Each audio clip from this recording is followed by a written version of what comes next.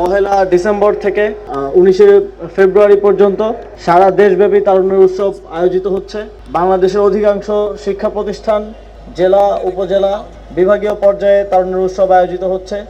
ক্রীড়া ফেডারেশনগুলো তারুণ্যের উৎসব উপলক্ষে নানা ধরনের প্রতিযোগিতা আয়োজন করছে।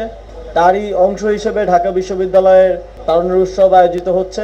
ঢাকা বিশ্ববিদ্যালয়ের টিম, আমাদের মন্ত্রণালয়ের টিম এবং যারা ভলান্টিয়ার আছেন সকলকে অসংখ্য ধন্যবাদ একটি সুন্দরভাবে এই আয়োজন সম্পন্ন করার জন্য। আপনারা জানেন আজ তারুণ্যের উৎসব ঢাকা বিশ্ববিদ্যালয় পর্বের সর্বশেষ দিন এবং সবচেয়ে গুরুত্বপূর্ণ আয়োজনটি বাকি আছে। আজকে সন্ধ্যায় আপনারা উপভোগ করবেন কনসার্ট এবং আপনাদের প্রতি আহ্বান থাকবে অত্যন্ত শৃঙ্খলার সাথে এবং সুন্দরভাবে কনসার্টটি সম্পন্ন করার জন্য আপনারাও সহযোগিতা করবেন, কারণ একটি ওপেন কনসার্ট, আমরা আশা করছি অনেক দর্শক হবে। সেক্ষেত্রে শৃঙ্খলা বজায় রাখাটা যেন কোনো ধরনের অনাকাঙ্ক্ষিত পরিস্থিতি তৈরি না হয় সেজন্য সেটা নিশ্চিত করা আমাদের সকলের দায়িত্ব। আমরা তারুণ্যের উৎসবের মাধ্যমে নতুন বাংলাদেশ গড়ার এই সরকারের যেই লক্ষ্য এবং সেখানে তরুণদের কন্ট্রিবিউশন রাখার সুযোগ আছে। তরুণরাই এই গণঅভ্যুত্থানের চালিকা শক্তি ছিল এবং গণঅভ্যুত্থান পরবর্তী বাংলাদেশ বিনির্মাণে এখন পর্যন্ত সবচেয়ে বেশি অবদান রেখে যাচ্ছে তরুণরা।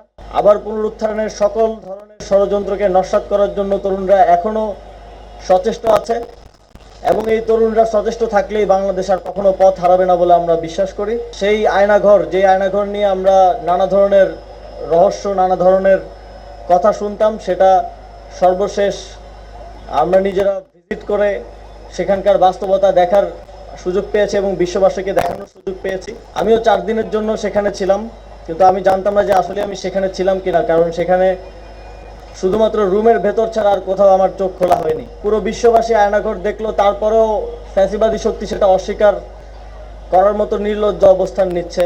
কিন্তু সেটা করে আসলে কোনো লাভ হবে না, কারণ ইতিমধ্যেই জুলাই গণ অভ্যুত্থানে তাদের ইন্টারন্যাশনালি ডকুমেন্টেড এবং প্রকাশিত হয়েছে এবং এই আয়নাঘরও ইন্টারন্যাশনালি ডকুমেন্টেড হবে। ফলে জাতীয় এবং আন্তর্জাতিকভাবে তারা আজীবন জনগণের শত্রু হিসেবে স্বীকৃতি পাবে। আপনারা দেখেছেন জুলাই গণ অভ্যুত্থানের পর হাজার সংকট, সমস্যা এবং নানা ধরনের উত্থান পতনের মধ্য দিয়ে বাংলাদেশ গেছে।